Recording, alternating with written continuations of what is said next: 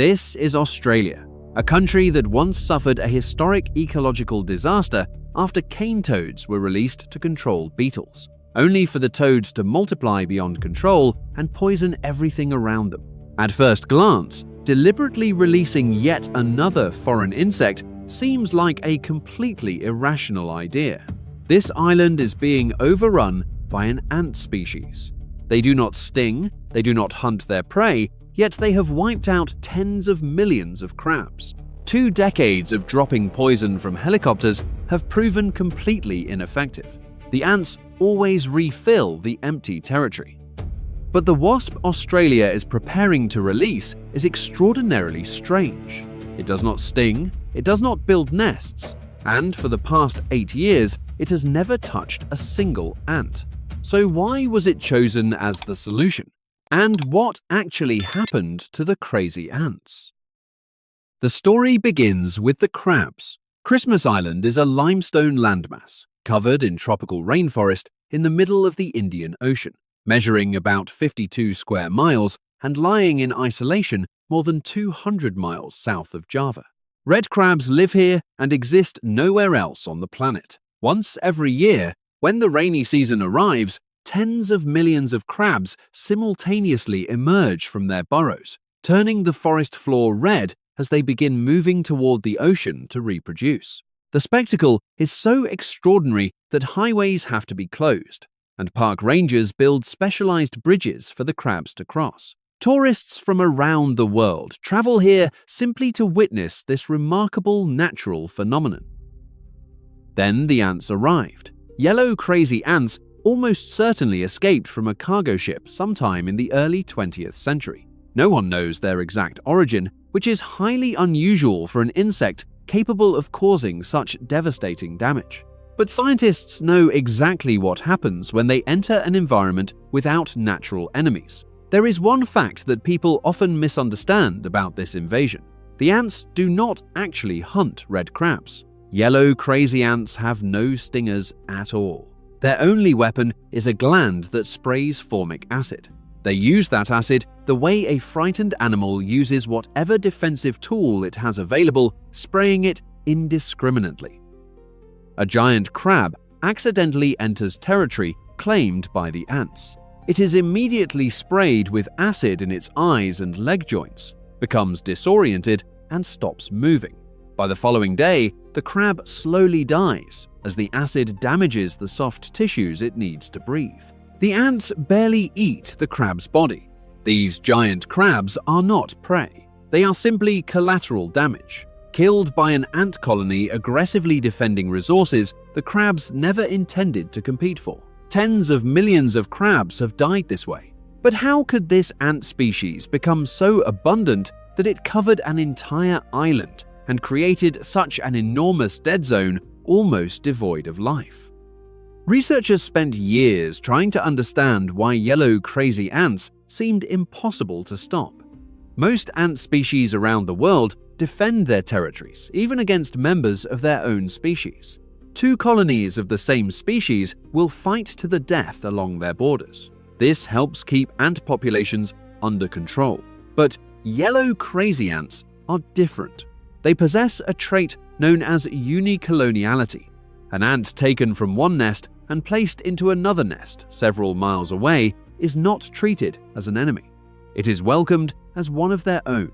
As a result, these ants never fight one another, waste no energy defending borders, and never stop expanding. What you are facing is no longer a single ant colony. It is one continuous supercolony, connected by thousands of queens and billions of workers spreading in every direction. One supercolony recorded on the island covered nearly 90,000 acres, an area 3 times larger than the entire country of Monaco. This led to a 20-year war with no clear end. Beginning in 2001, chemical baiting programs were launched. The primary weapon was bait laced with a neurotoxin, distributed by hand or dropped from helicopters over the tropical forest canopy. Even as recently as 2024, park rangers were still using next-generation drones to carry bait onto the island's most inaccessible cliffs. It works. The supercolonies collapse, Crabs return to the cleared areas, but every few years the ants reappear from areas humans cannot reach, and the disaster begins all over again. Poison is not a cure, it is an ongoing expense that must be paid repeatedly. Every area must be treated again and again. While eradication budgets are limited, the ants replenish their numbers completely free of charge. Any method that depends on funding will eventually lose against an organism powered by seemingly endless reproduction. Worse still, the chemical kills other invertebrates as well.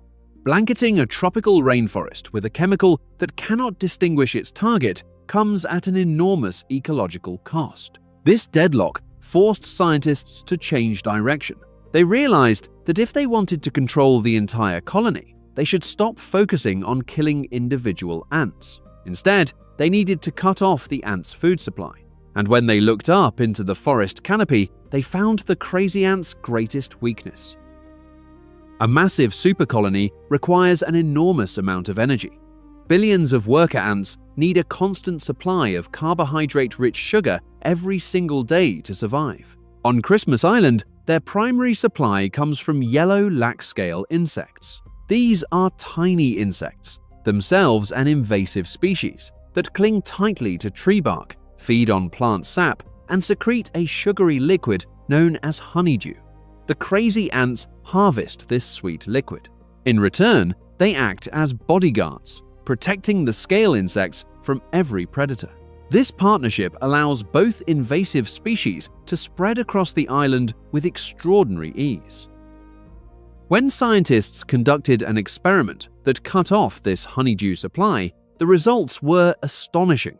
Crazy ant densities on the ground fell by as much as 80% within just a few weeks. No toxic chemicals were used. The ant population simply collapsed because a colony without fuel cannot maintain its territory. The Australian government's objective changed completely. They did not need to kill the ants. They needed to destroy the ants' food supply chain. But how could they eliminate scale insects living high in the treetops without damaging the forest? The answer came from a creature so tiny that it is almost impossible to see with the naked eye. In Southeast Asia, the native home of the scale insect, these insects rarely cause serious problems. Their populations are kept completely under control by a microscopic parasitic wasp, only 2 millimeters long, smaller than half a grain of rice. This wasp has no venom, does not sting people, does not build nests, and spends its entire life doing only one thing: finding a scale insect and laying an egg inside it. When the egg hatches, the wasp larva consumes the scale insect from the inside out. A single wasp can eliminate more than 150 scale insects before it dies. Of course, whenever the idea of introducing another species into an ecosystem is mentioned, concerns about the cane toad disaster of 1935 immediately return. But comparing what happened in 1935 with what happened in 2017 is like comparing medieval medicine with modern surgery. Testing began in 2009. Scientists brought the wasps into specialized laboratories and offered them only native insect species. These wasps would starve and refuse to lay eggs rather than attack any organism other than the scale insect. In addition, the crazy ant's protective defense was completely useless against the microscopic size of the wasps. There is one extremely important detail. This wasp had actually arrived on Christmas Island before, but in numbers too small to make any meaningful difference. Australia was not introducing a new species into the ecosystem. It was simply reinforcing a species that was already present there. After 3 years of breeding, millions of parasitic wasps were released freely into the forest canopy. The results exceeded every expectation. Recent reports show that in areas where the wasps became well established, crazy ant activity fell by as much as 95%.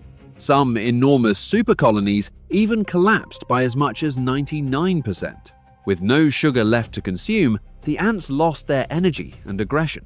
They could no longer produce enough acid to attack the red crabs. The forest finally regained its silence. But nature always contains unexpected developments. Recovery did not happen immediately. Two processes are unfolding at the same time on the island. The first process happens very quickly. Cut off the food supply, and the ant colonies collapse within weeks. The second process happens much more slowly.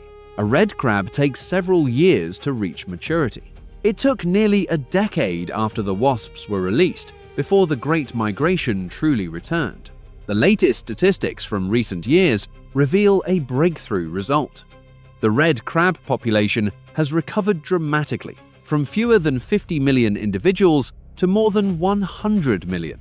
The crabs have begun digging burrows in the very ground that was once occupied territory of the ants. But nature never completely follows human intentions. In late 2023 and early 2024, a major disruption occurred that nearly brought the historic migration to a standstill. The cause was not the ants, but changing weather conditions. Prolonged drought and a delayed rainy season caused tens of millions of crabs to remain sheltered underground. They preferred to wait rather than risk exposing themselves to the sun. This proves that no matter how successful the wasps may be, climate remains the decisive factor determining the survival of the island. And this success cannot erase the losses that are permanent. Christmas Island permanently lost a unique native bat species in 2009. By 2017, the forest skink, once abundant across the island, was also officially declared extinct, marking the first Australian native reptile species to disappear completely. Although crazy ants were not the only cause, living in a forest constantly sprayed with clouds of acid was more than many small animals could endure. So if crazy ants are this dangerous, why not eradicate them completely? The truth is that this has already been done successfully somewhere else, through an extraordinary campaign. Johnston Atoll lies isolated in the middle of the North Pacific Ocean, about 860 miles from Hawaii. It is one of the most remote pieces of land on Earth, where tens of thousands of seabirds nest directly on the ground because no mammalian predators naturally exist there. Then, by 2010, yellow crazy ants had invaded and transformed the area into a dead zone. They sprayed acid that blinded young seabirds. In response, a crazy ant strike team was established in 2014. Over the course of a decade, hundreds of people rotated through the operation, spending more than 130,000 hours walking across virtually every inch of land to place bait and search for ants. By 2020, they decided to use one final method: two specially trained detection dogs whose only job was to smell yellow crazy ants. In the middle of the isolated ocean, under the harsh weather conditions of the Pacific, the two dogs led rangers through every rock crevice and around every low shrub for months. The dogs searched all 118 miles of survey routes across the island and found no trace of the ants. Every yellow crazy ant had been eradicated, 100%. It became the most complete invasive ant eradication campaign ever recorded. But this perfect strategy could never be applied to Christmas Island. Johnston Atoll is only a flat piece of land covering about 1 square mile. Christmas Island is 52 times larger, with terrain filled with steep limestone cliffs, sinkholes, and dense tropical rainforest. Sending people on foot to search for every individual ant nest there would be impossible. That is why a parasitic wasp, only 2 millimeters long, carries such enormous value. It can fly into the highest forest canopy where neither humans nor drones can reach. It automatically searches for its target and multiplies exponentially, completely free of charge and without ever running out of funding. The conservation effort on the island of the red crabs is still not truly over. The crazy ants still remain there. But for the first time since the 1990s, ecological balance has begun to return. The red crabs continue their journey across the forest floor, consuming fallen leaves and turning over the soil. Much like ordinary gardening, people often assume that vegetation should always be lush, green, and dense. But in this island ecosystem, the opposite is true. A lush patch of forest, covered densely with shrubs and vines, can actually be a sign of a declining forest under ant occupation. The absence of red crabs consuming fallen leaves allowed vegetation to grow excessively, changing the structure of the soil. A healthy and balanced forest here should actually be relatively open, with exposed brown ground and sparse vegetation. The most important lesson from the story of Christmas Island is that humans cannot always solve ecological problems through large-scale chemical intervention. Instead of spending millions of dollars on chemicals that affect the entire environment, the most effective solution can sometimes come from understanding how nature already works. By identifying one missing link in the ecological chain, even one smaller than a grain of rice, nature can begin restoring its own balance. What do you think about this method of biological control? Are there any invasive species where you live that are causing similar ecological impacts? Share what you know in the comments below. And do not forget to hit like and subscribe so we can continue exploring more fascinating science stories together. See you next time!